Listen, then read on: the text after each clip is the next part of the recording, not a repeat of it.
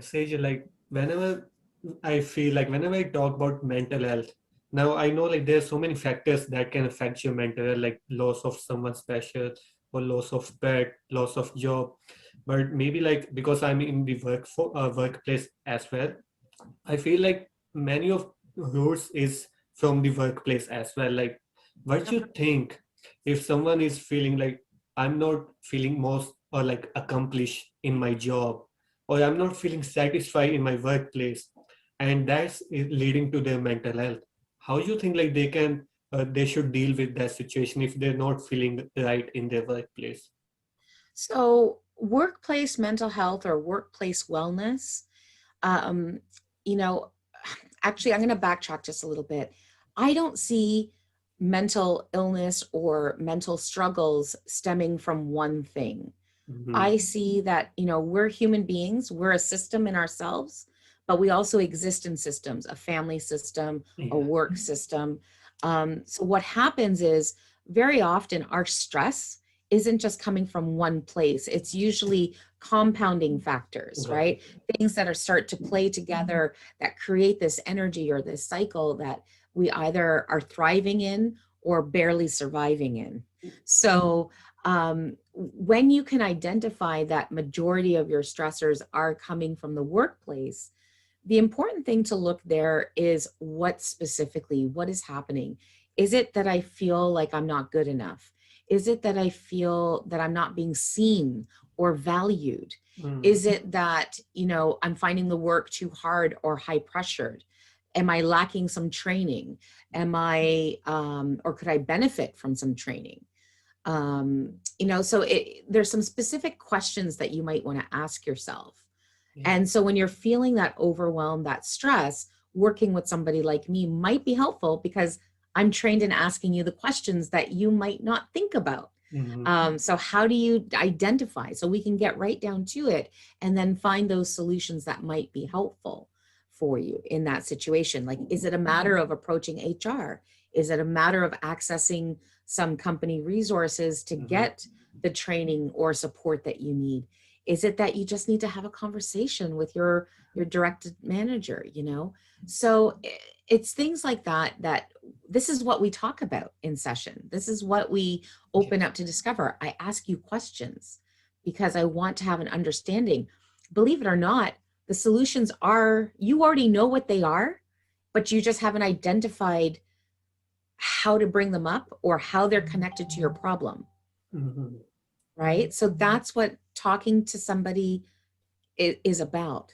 And when you like talk with your clients, like what are these some of common identifiers you find like in their environment that is negatively impacting their mental health? So I work with a lot of men because I specialize in working with the first responder community. Mhm. So police, fire, paramedic, CEOs, Yeah. high stress leaders, and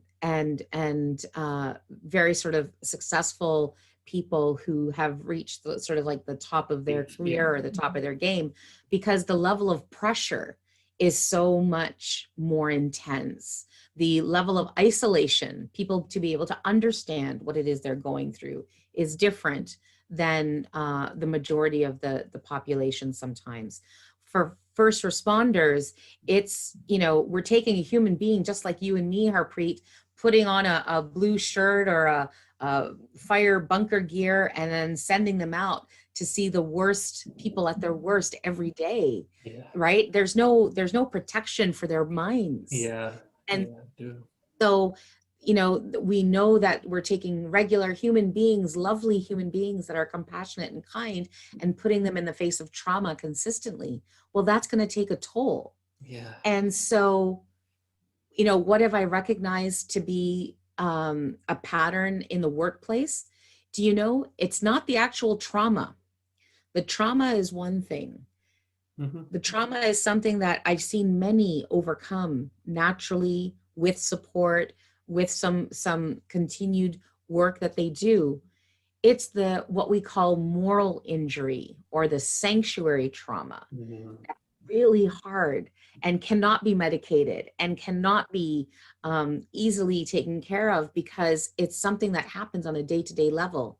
And what I mean by that Yes. is when someone feels like they are being hurt, betrayed, or traumatized by their own work environment or leaders or managers.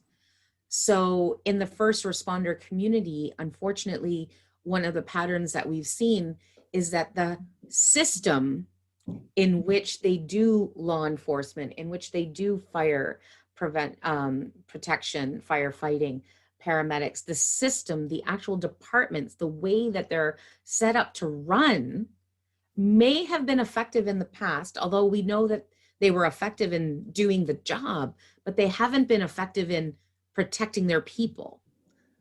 So what we've noticed is that a lot of people, though they're able to overcome the actual scenario trauma, the trauma that they face by helping people, is that they're returning to a workplace that feels threatening or toxic because the system itself is not set up to embrace people back to work that have gone through this situation. And I came up with a quote one morning because I was sitting with this at home, because we've gone through this personally, right, with my husband. So I was so upset one night, and I just couldn't understand why workplaces aren't being more responsive and receptive to people that have, stepped up and said, look, I have an issue. I need to work on this. I'm going to take the time to heal myself, and then I'm coming back. And they don't realize that they're coming back better and stronger.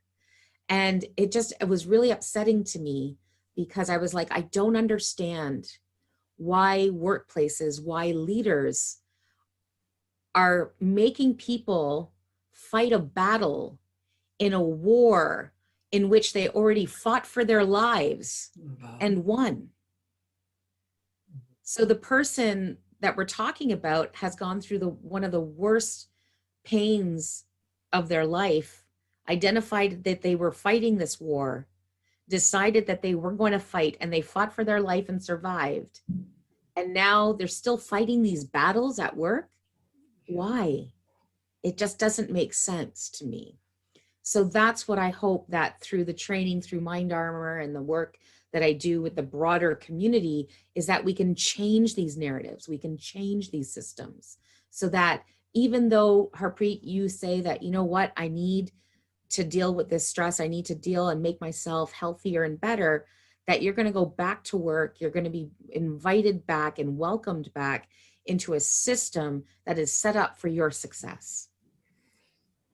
This is so deep, Sajel. So, I completely agree. Like the people, especially in the law enforcement, police officers, the medical, fire rescuers, they deal with these situations when where they're seeing persons in their worst condition.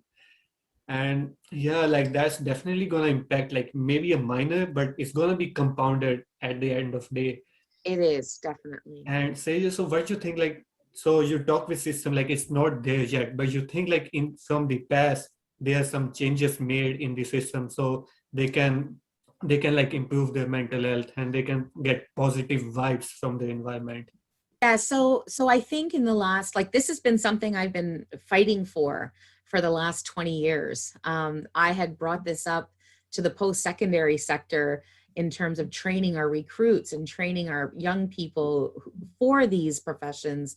I approached them 20 years ago saying, listen, we've got a problem here. We need to make sure that we're giving our recruits and our trainees their physical skills and technical skills, which they were doing really, really well. But nobody was protecting them or training them to have the mental fitness skills that are required. And, fast forward 20 years, I would say that we've made some advancements. We've made quite a bit of advancements, especially in the last 5 years or so. I've seen a lot more momentum, a lot more recognition around this.